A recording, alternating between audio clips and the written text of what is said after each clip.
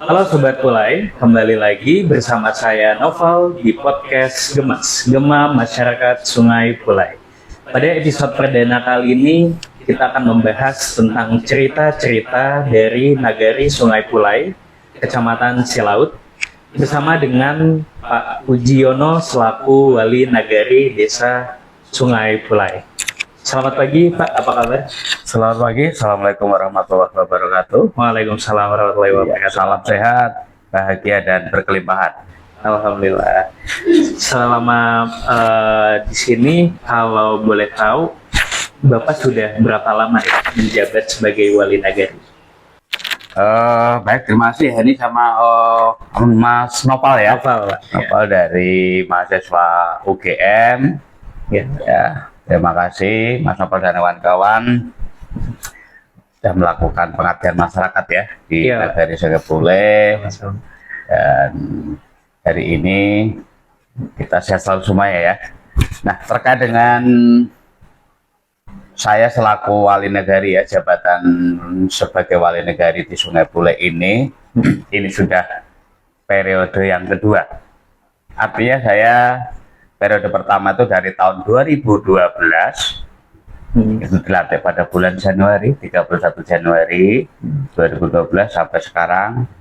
Ini sudah masuk 2 periode, berarti ini sudah masuk tambahan ya, tambahan 2 tahun ini sudah kita laksanakan 1 tahun, berarti kurang lebih sudah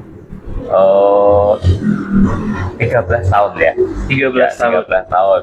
Saya mendedikasikan diri saya laku warga masyarakat Sungai Pulai menjadi Wali Nagari. 13 tahun. 13 tahun. Ya, kurang lebih ya. Oke, baik. Berarti tadi Bapak sudah menjabat 13 tahun. Betul. Menjadi Wali Nagari selama 2 periode. 2 periode. Kalau boleh tahu mungkin bisa diceritakan nih Pak mengenai ada nggak cerita unik atau mungkin keunikan dari desa Nagari Sungai Pulai ini sendiri, kemudian juga potensi utamanya seperti itu Pak. Kalau berbicara tentang cerita unik ya banyak uniknya ya. Jadi saya ceritakan dulu ya bahwa Sungai Pulai ini di awalnya ini kan daerah transmigrasi ya. Jadi ditempatkan oleh pemerintah waktu itu mulai tahun 1991. Saya masih lajang gitu kan, ya. Kemudian wilayah Sungai Pulai ini boleh dikatakan kan dulunya ini sebenarnya lahannya ini gambut. Unik Mas kali Mas. Jadi ketika masyarakat yang datang dari Jawa, terutama ya, begitu masuk dari sini ya banyak kaget Mas. Uniknya apa? Uniknya itu namanya tanah gambut itu airnya hitam Mas. Iya. Ya, airnya hitam. Ya. Nah, makanya seiring dengan waktu sekian lama lahannya gambut, airnya hitam. Masyarakat ini untuk apa ya? Lahan itu ditanami belum mau hidup, nggak mau hidup lahan itu. Nggak mau hidup, dia belum. Artinya waktu itu juga penuh keprihatinan ya. Prihatin bener ya, prihatin perjuangan. Jadi banyak juga saudara-saudara kita warga transmigrasi yang nggak betah pulang. Artinya kalau kami inilah termasuk yang orang tua kami memang bertahan dan sampai hari ini kami masih tetap di sini. Kira-kira itu kan ya, kalau saya bilang ini sebuah tantangan yang unik tadi, tantangan yang artinya dulu lahannya tidak produktif, ditanami tanaman nggak mau hidup, airnya hitam. Tapi sekarang yang lahan-lahan tersebut berubah menjadi emas hitam gitu, dengan produksi atau tanaman kelapa sawit. Baik ya, itulah yang membuat kami cerita-cerita unik di situ. Dulu lahannya tidak produktif, airnya hitam. Seiring waktu sekian berarti kurang lebih 34 tahun ya, 34 tahun berjalan, lahan itu menjadi lahan yang subur, produktif, dan sekarang tidak ada lagi air hitam. Sekarang airnya sudah emas putih gitu loh. Kemudian masyarakatnya secara ya rata-rata lah ya, alhamdulillah sudah menikmati hasil jerih payah dari segi ekonomi. Jadi kadang-kadang kita juga ada ya masyarakat ya, kelas petani, ya mobilnya ada yang Pajero, ada yang Fortuner. Nah ini kan satu kebanggaan, gitu. Oh ini kan gitu kan, di situ lah. Oke, berarti dari Bapak sendiri sebenarnya melihat banyak improvement atau peningkatan seperti itu ya Pak. Dari yang dulu mungkin masyarakatnya masih ada yang pulang karena khawatir, karena takut akan berbagai hal, karena kondisi di sini, tapi sekarang sudah jauh lebih berkembang seperti itu ya Pak. Oh ya, satu rasa syukur ya, rasa syukur kami saya sendiri adalah sebagai pelaku transmigrasi, meskipun saya waktu itu masih ikut orang tua ya, saya waktu masih lajang, jadi saya mengalami ya perih getir pahitnya perjuangan. Justru dulu waktu itu yang namanya warga transmigrasi Mas, itu boleh dikatakan zaman itu masyarakat kelas 2 Mas. Jadi mas transmigrasi waktu itu boleh dikatakan masyarakat kelas 2. Saya ada pengalaman ketika saya mau ke Padang saja, waktu itu kan kita masih naik mobil bus umum ya. Bus umum itu namanya naik Habeko, ada mobil bis namanya Habeko. Kalau waktu itu kita duduk di bangku bis itu pasti paling belakang, Mas. Paling belakang, kalau dulu naik bis saya paling belakang. Jadi kalau boleh sekarang, kalau istilahnya, kalau dulu naik Habeko, sekarang naik Pajero Mas. Gitu. Berarti tidak ada kelas lain. Berarti bahkan nggak cuman secara fisik geografis, tapi juga secara sosial, tatanan sosial seperti itu ya Pak. Oh iya. Berarti mungkin memang ada penyesuaian waktu itu ya. Iya. Cuman memang ada perubahan sosial budaya, Pak. Jadi ada sosial budaya, perubahan tatanan sosial budaya terkait dengan budidaya tanaman ini Mas. Kalau ketika awal-awal transmigrasi atau yang sekarang Sungai Pule ini ya, jadi waktu itu kalau tanaman yang diunggulkan kan tanaman hortikultura, tanaman pangan. Jadi tanam jagung, tanam kedelai, dan tanaman padi waktu itu kan awal-awal. Jadi masyarakat gotong royong, budidaya gotong royong masih kental Mas. Jadi kalau mau nanam jagung itu kan, ini 1 RT gotong royong, hadir semua di lahan 1 hektar tuh mungkin 2 jam selesai. Tapi begitu sudah berubah budidaya tanaman kelapa sawit, kalau sekarang kan jadi sifat individualistis sudah mulai nampak. Karena nanam sawit itu kan 1 hektar itu kan paling 132 batang. Itu nggak ada yang royongan Mas. Udah diupahkan, udah tanam sendiri gitu. Jadi ada perubahan tatanan sosial. Ini terkait dengan budidaya tanaman ya. Oke, berarti sebenarnya banyak banget perubahannya Pak dari dulu sampai sekarang ya. Secara tatanan sosial, secara geografis segala macam. Kalau Bapak sendiri melihat Sungai Pulai sekarang itu apa yang diunggulkan gitu Pak, yang mungkin berbeda dari negari-negari lainnya yang mungkin di Jawa ataupun di pulau lain. Kalau yang saya dengar mungkin kan terkait dengan perkebunan sawit seperti itu ya Pak, atau mungkin ada lagi selain itu?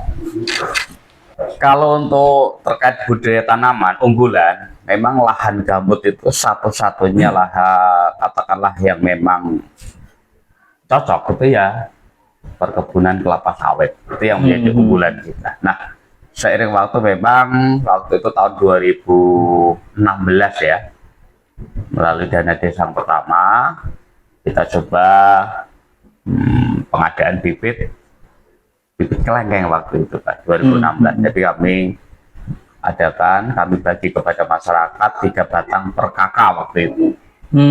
Tapi alhamdulillah kelengkeng itu sebenarnya sudah menjadi tanaman penyela ya, tanaman misalnya, dan dari 2016 sampai sekarang berarti sudah kurang lebih hampir 9 tahun ya, atau 10 tahun ya. Ini udah berbuah kelengkeng itu, tanaman kelengkeng. Kemudian tanaman-tanaman yang lain ya, buah-buahan ya, sudah mulai bagus. Ada kelengkeng, ada manggis, ada buah naga. Kemudian kalau saya perhatikan perkembangannya, memang ya itu menjadi alternatif lain, dan kami coba mengarahkan kepada masyarakat untuk di lahan pengarangan itu mulai diangsur-angsur ditanam tanaman hortikultura, ada buah-buahan juga, ada kelapa, itu kami arahkan ke sana untuk mendukung program ketahanan pangan. Termasuk juga peternakan, ya peternakan, ada peternakan sapi, kambing, kemudian ada apa tuh perikanan ya, perikanan. Kemudian tahun 2024 kemarin untuk program ketahanan pangan yang hewani ya, kita arahkan kemarin ke pengadaan bibit ikan air tawar. Itu selain sawit ya. Selain sawit, berarti ada di skop peternakan dan juga pertanian, perkebunan ya. Kebunan ya, kebunan. Kalau selama ini, selama mungkin Bapak menjabat gitu, apa aja mungkin program-program atau mungkin ada nggak kegiatan yang memanfaatkan dari kelebihan-kelebihan ini seperti itu, Pak? Oh, jadi gini, kalau berbicara tentang pembangunan semenjak saya menjabat ya sebagai wali negara tahun 2012 ini, boleh kami sampaikan terkait dengan pembangunan kondisi infrastruktur saja kan. Jadi 2012 itu ketika saya dilantik, kondisi awal ya, termasuk kantor saja nggak punya, Mas. Kantor nggak punya itu. Iya. Kantor nggak punya, kemudian kondisi jalan ini masih jalan gambut ya. Ada gambut yang hanya koral tipis-tipis saja, belum ada jalan aspal. Tapi melalui program-program bersama masyarakat ya, satu waktu itu keunikannya adalah karena kita belum punya kantor, saya kumpulkan masyarakat bersama Bamus ya. Jadi kita punya niat, punya inisiasi, bagaimana kita punya kantor. Wah, ternyata ya kami akhirnya patungan ya Mas, iuran ini, sumbangan. Ada yang nyumbang kayu, ada yang nyumbang material, ya, ada yang nyumbang seng, ya, ada yang uang juga ada gitu kan. Akhirnya kantor wali yang sekarang kita tempati ini itu dibangun dari dana sumbangan masyarakat. Karena waktu itu belum ada Mas, dana desa belum ada. ADD saja itu tidak seberapa. Jadi dari ADD kabupaten, alokasi dana desa ya yang dari kabupaten itu tidak bisa untuk membangun. Paling kalau berapa ya, relatif kecil ya, paling dana pembangunan waktu itu hanya kebagian kurang lebih 15 juta. 15 juta. Makanya kami dengan masyarakat semangat kumpulin gotong royong, ada tadi kan, ada iuran kayu, ada seng, ada sertu, ada tanah. Maka terkumpul kami bangun kantor wali negari itu atas prestasi lah ya, prestasi itu karena itu satu-satunya nagari yang bisa membangun kantor wali negari. Jadi waktu itu memang saya terbersit ya, ingat waktu itu bupatinya, waktu pelantikan itu Pak Bupatinya Pak Nasrul Abid, beliau menyampaikan di waktu itu kecamatannya Mas Lunam Silat menyampaikan dari 16 wali negara yang dilantik hari ini, bagi siapa yang bisa membangun kantor wali negara akan mendapatkan apresiasi kan itu. Makanya setelah kami siap membangun, kami laporkan kepada Pak Bupati. Nah, akhirnya kantor wali negara itu diresmikan oleh Bapak Nasrul Abid ya, almarhum ya, waktu itu Bupati Pesisir Selatan. Kemudian setelah itu alhamdulillah di tahun 2013 kita mendapatkan program pengasfalan jalan pertama ya, sepanjang kurang lebih 1 kilometer. Kemudian di tahun 2015 itu mendapatkan 2 kilo ya, 2 kilo jalan aspal. Di tahun 2018 ya, 18 atau 17 itu tambah lagi kurang lebih 650 meter. Jadi itu perjalanannya, kondisinya. Tapi yang lebih unik memang pembangunan kantor wali negara itu bersama masyarakat. Seperti itu. Ya, tadi saya tertarik juga nih dengan cerita Bapak mengenai kantor wali negara. Itu kan berarti semangat gotong royong masyarakat sekitar sini tinggi ya Pak? Memang sebenarnya pada dasarnya warga transmigrasi itu semangat kegotong royongan, kebersamaan, senasib ya, karena merasa senasib sepenanggungan ya, sama-sama merasa warga transmigrasi itu sebenarnya cukup kuat. Apalagi ini kan di sini kan, contoh sampai hari ini pun walaupun sudah mulai berkurang, tapi ketika itu memang dikoordinir dengan baik, secara umum masyarakat masih kepercayaannya masih tinggi. Contoh, sekarang terutama di Kampung Mekarsari Mulyo, Kampung Mekarsari Mulyo itu sampai hari ini masih membudidayakan atau menggerakkan kegiatan pelestarian jalan.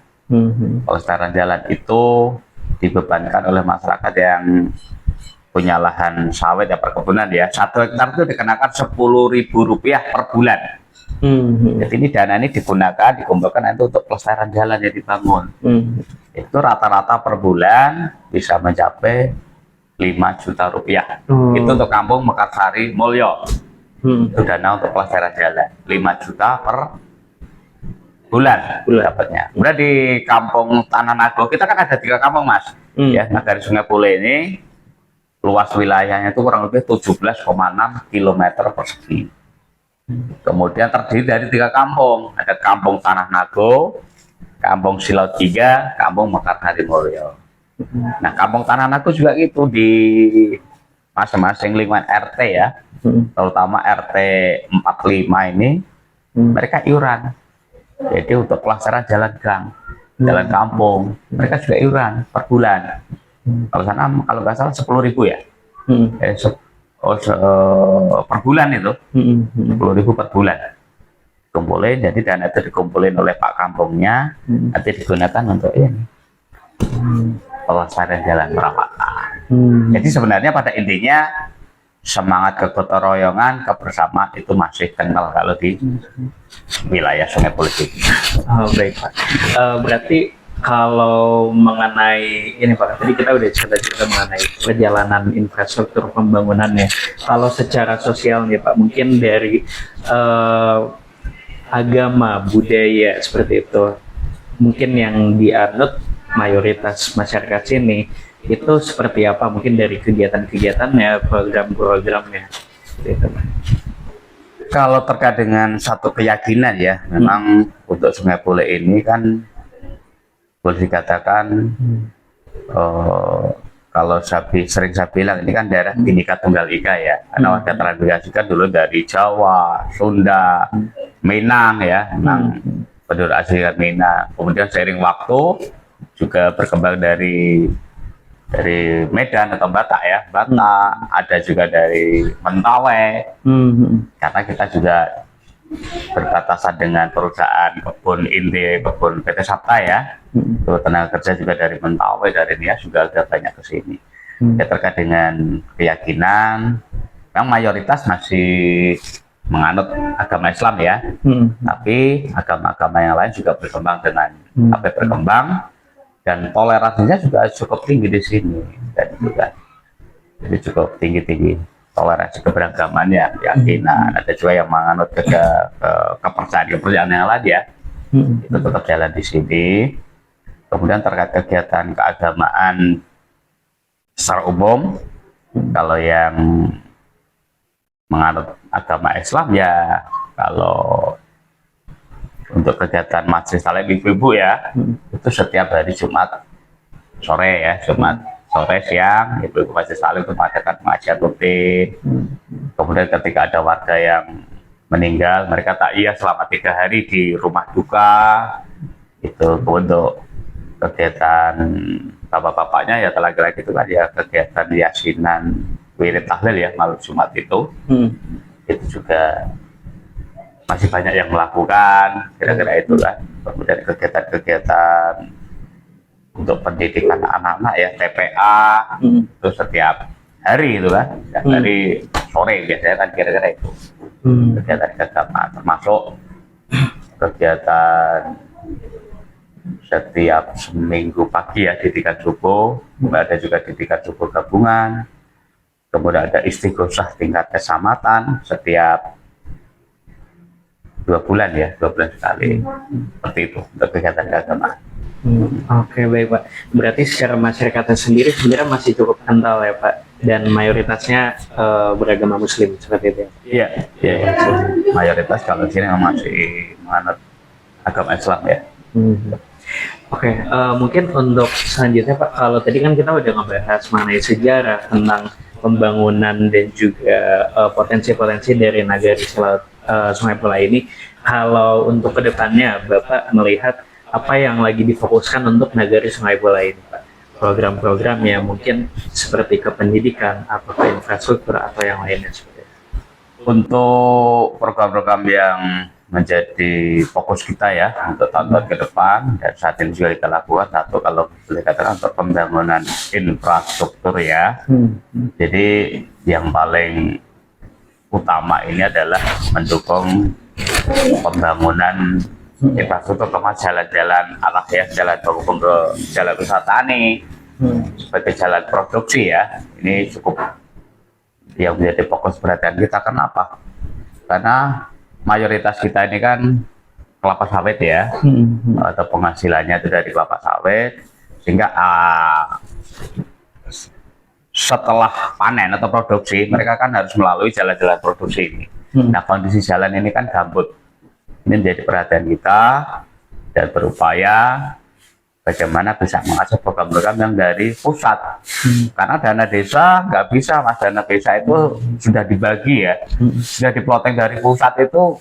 Kalau kita rinci, kegiatan anggaran dana desa itu cuman yang bisa mengakses ke infrastruktur cuma 25%. Lainnya sudah ada ya, sudah dipotong, ada BLT, ada ketahanan pangan, untuk pendidikan dan sebagainya. Makanya untuk kegiatan infrastruktur kita harus jemput bola, aktif ke pusat. Salah satu contohnya program dari BPDPKS ya, dan ini cukup banyak dananya, dan alhamdulillah tahun ini kami mengajukan pembangunan jalan usaha tani dapat disetujui kurang lebih 3 kilo. 3 kilo anggarannya kurang lebih 2.465 jutaan. Alhamdulillah ini. Jadi ini kira harus mengakses keluar untuk menggenjot ya, untuk pembangunan infrastruktur terutama jalan usaha tani. Nah, terkait kegiatan dalam rangka sumber daya manusia ya,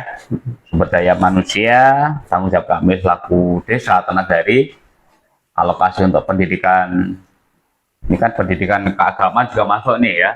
Ini juga cukup banyak, katakanlah udah paling tidak itu ada 10-an% ya, lebih ya, malah hampir 20% yang dana untuk kegiatan pendidikan. Untuk di sini ada pendidikan TK PAUD ya, TK PAUD itu insentifnya juga dari desa. Kemudian untuk generasi pendidikan keagamaan, TPA ya, guru-guru TPA juga kita anggarkan dari dana desa. Artinya lah untuk menyiapkan generasi-generasi yang akan datang, baik dari segi pendidikan keagamaan maupun pendidikan formal ya, itu seperti itu. Mungkin itu ya untuk dalam bidang pembangunan ya, infrastruktur dan sumber daya manusia. Oke, baik Pak.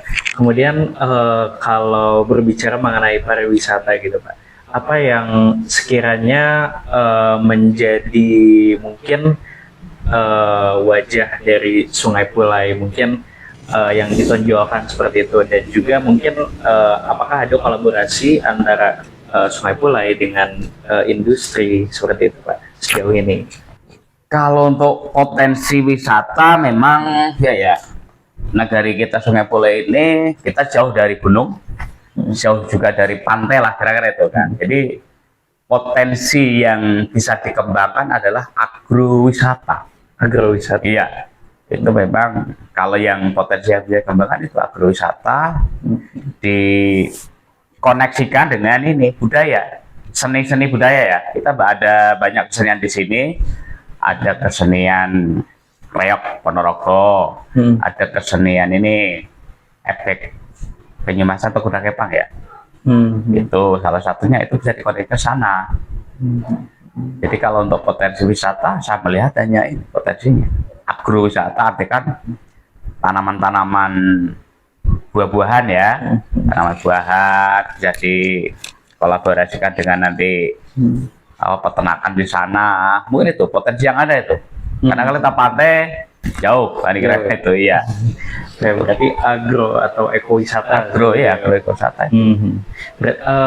Sejauh ini sudah ada langkah-langkah menuju ke sana belum, Pak? Oh sudah. Kita sudah kita coba plotting ya, arealnya sudah kita plotting.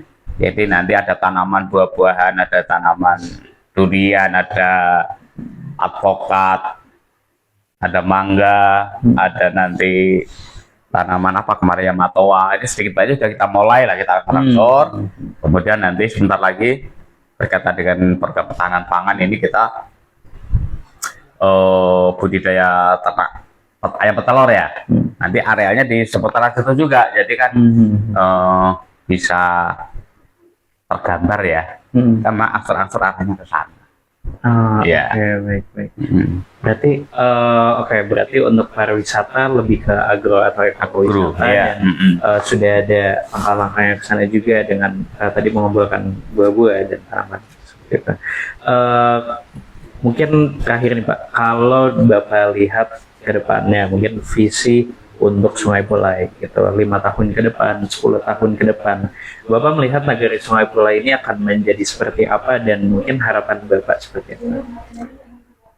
Kalau melihat perkembangan ya untuk Nagari Sungai Pulai ini ke depan akan menjadi sebuah sentral, ya, menjadi sentral, dan ini sudah kita coba lakukan.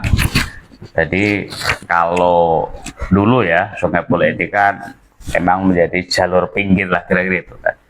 Tapi dengan sebuah upaya usaha ini sudah menjadi masuk blueprint juga ya di pusat. Jadi Sungai Pulai nanti menjadi sentral tengah. Artinya apa? Karena Sungai Pulai nanti akan terkonek dengan Lunang 3. Ini badan jalan sudah dibangun Mas ini Mas. Jadi Silo 3 atau Sungai Pulai ini akan terkoneksi terhubung dengan Lunang 3, Kecamatan Lunang. Kemudian yang arah ke selatan itu terhubung dengan melalui Talang Binjai ya, itu ke Muko-Muko, gitu. Jadi Sungai Pulai ini akan jadi sentral tengahnya. Karena di sini juga arah ke timur itu terkonek dengan Nagari Silaut atau pusat kecamatan. Arah ke barat berarti kan ke pusat KTM. Jadi inilah memang cita-cita saya, nanti ini benar-benar terwujud. Sungai Pulai ini tidak menjadi nagari yang terpinggirkan ya, yang tidak masuk peta lah kira-kira itu kan, tapi menjadi sentra karena akan terhubung ya, karena sebelah utara itu ada perusahaan perkebunan PT Sapta yang langsung terhubung ke Lunang 3. Badan jalan sudah terbentuk dan mudah-mudahan dengan upaya Bapak Bupati hari ini ya, proposal-proposal sudah diupayakan dan pembangunan itu akan segera terrealisasi, terwujud, sehingga apa ya, konektivitas pembangunan atau mungkin hal-hal lain ya, termasuk untuk kemajuan ini segera terwujud. Jadi visi saya itu Sungai Pulai itu menjadi nagari sentral nantinya. Tidak lagi pinggir, tengah kan gitu kan, sentral kan, arah ke utara ke Lunang 3, ke selatan ke Muko-Muko ya. Jadi ini kan perempatan ini gitu. Arah ke timur ke Nagari Silaut ke kecamatan, ke barat artinya ke pusat KTM. Baik, gitu. Berarti visi Bapak menjadikan Nagari Sungai Pulai sentral. Ya, sentral gitu. Baik. Terakhir Pak, untuk masyarakat nih, ada nggak pesan-pesan yang ingin disampaikan untuk masyarakat secara umum dan juga sekalian penutup dari Bapak? Oke, mungkin untuk masyarakat Sungai Pulai, pesan dan harapan lah kira itu ya. Hari ini kita sudah mencapai titik seperti ini, artinya ada satu rasa syukur yang mendalam ya, yang selalu kita ucapkan, yang selalu kita nikmati hari ini adalah rasa syukur ya. Rasa syukur tentang apa yang telah Allah berikan kepada kita, semesta memberikan kepada kita suatu anugerah alam yang luar biasa.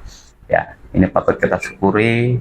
Dan kalau kita bersyukur, ya, tentunya akan ditambah nikmatnya, kira-kira itu kan. Jadi saya bersyukur, jangan dengan pencapaian hari ini akan menjadikan kita sombong, akan menjadikan diri kita menjadi sifat yang individu, jangan ya. Tapi dengan rasa syukur kita, rasa kebersamaan, apa yang telah kita capai hari ini itu sebuah perjuangan panjang, Mas. Perjuangan panjang dari ya jerih payah orang-orang tua kita, ya orang-orang tua kita yang sudah di alam sana banyak ya kira-kira kan. Hanya anak-anaknya ini tinggal menerima keberhasilannya sebuah perjuangan itu. Maka saya tekankan rasa syukur kita kepada Sang Semesta yang telah menganugerahkan kita semua bisa mencapai titik ini, sehingga kalau kita bersyukur dengan penuh rasa kesadaran, hidup ini akan enak, Mas, ya. Hidup ini akan indah, kita rasakan, kita nikmati. Tidak ada, kalau semuanya penuh dengan rasa kesadaran, Mas, tidak ada rasa dendam, tidak ada rasa oh aku loh ya paling bisa, nggak ada. Semua dalam taraf kesadaran tuh hidup itu akan indah dan nikmat. Mungkin itu, Mas. Baik, terima kasih banyak Pak Puji sudah mau berbagi di podcast kali ini. Terima kasih banyak juga untuk Sobat Pulai sudah mendengarkan, dan jangan lupa nantikan podcast selanjutnya. Oke, terima kasih juga Mas Nopal ya, sudah bersama kita pagi hari ini, kemudian jauh-jauh dari Jogja ya, bersama kita, mudah-mudahan diberikan sehat selalu. Amin. Dalam Amin. menggapai sebuah cita-cita. Amin. Dan sukses selalu menyertainya. Amin. Mas Terima Nopal kasih, dan Pak. kawan-kawan ya. Amin. Oke. Terima kasih banyak, Pak.